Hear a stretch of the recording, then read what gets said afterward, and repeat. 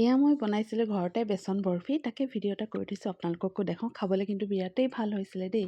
কিন্তু অকণমান পানীটো বেছি হৈছিলে চাগৈ, কিন্তু ছফ্ট হৈছিলে। ঠাণ্ডা হোৱাৰ পিছত কিন্তু অলপমান টান হ'ল। খাবলৈ বিৰাটেই ভাল হৈছে। কেনেকৈ বনাইছোঁ ব'লক আপোনালোককো দেখাওঁ।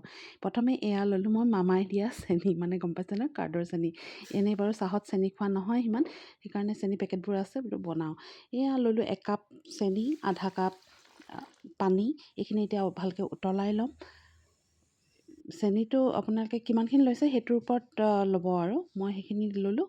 এয়া অকণমান গৰম কৰি ঠাণ্ডা কৰি থৈ দিছোঁ। তাতে মই ৰিফাইন তেল অকণমানো ল'লোঁ আৰু গৰু ঘিউ 2 চামুচমান ইয়াতে দি দিলোঁ। গৰু ঘিউ পূৰা ৰিফাইন তেল নিদি পূৰা গৰু ঘিউ আপোনালোকে দিব পাৰে। মই ৰিফাইন তেল অকণমান দি পিনে গৰু ঘিউ মিক্স কৰি দিছোঁ। আৰু দিলোঁ মই 2 কাপ জোখাৰে এইখিনি বেচন। কিমানখিনি বনাইছে সেইটো নিজৰ আন্দাজমতে লৈ ল'ব আৰু কিমানখিনি বনাই। মই এয়া তেলখিনি যেতিয়া গৰম হৈ গ'ল, ঘিউখিনি, তাৰপিছত এইখিনি দি দিলোঁ। এতিয়া ভালকৈ লৰাব লাগিব, নহ'লে গোটা গোটা হৈ থাকে। চাই ল'ব, মই অকণ কম হোৱা নিচিনা দেখি বেচন আৰু অকণমান দি দিলোঁ। পূৰা ভালকৈ ভাজি ল'ব, নহ'লে অলপমান কেঁচা কেঁচা গোন্ধ এটা আহে। অকণমান ৰঙচুৱা হোৱাকৈ ভাজিব লাগে।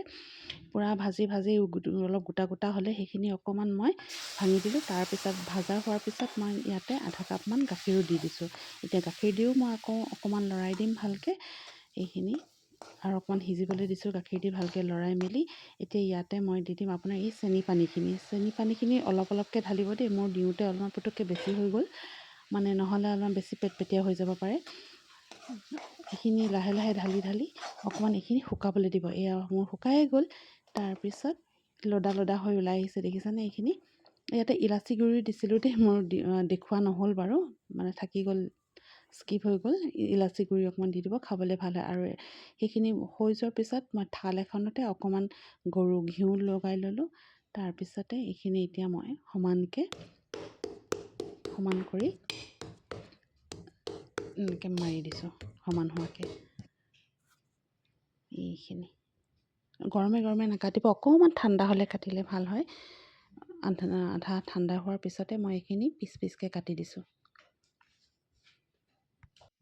পিচটো নিজৰ হিচাপত কাটিব, কিমান ডাঙৰকৈ খায়। মই এটা হিচাপত কাটিলোঁ আৰু ওলাইছে কিন্তু কেইপিচমান দেই, বহুত কেইপিচেই ওলালে। আৰু এনেকৈ বনাই থৈ দিলে মাজে মাজে খাই থাকিবলৈও ভাল লাগে, ঘৰৰ যিহেতু। আৰু গৰু ঘিউ দিলে গৰু ঘিউৰ চেণ্ট এটা আহে যে, খাই বিৰাটেই ভাল লাগে। আলহী চালহী আহিলেও দিবলৈ ভাল, আৰু নিজেও চাহৰ লগত এপিচকৈ এনেকৈয়ে খাই থাকোঁ। কাৰণ চেনি সেনেকৈ চাহত মই সেনেকৈ নাখাওঁ, আৰু চেনিবোৰ আছে যিহেতু ভাবিলোঁ এনেকৈ বনাওঁ। যদি কোনে কোনে বনায় এনেকৈ বেচন বৰফি জনাবচোন দেই। এয়া মোৰ হৈয়ে গ'ল, আজিলৈ ইমানেই। Thank U.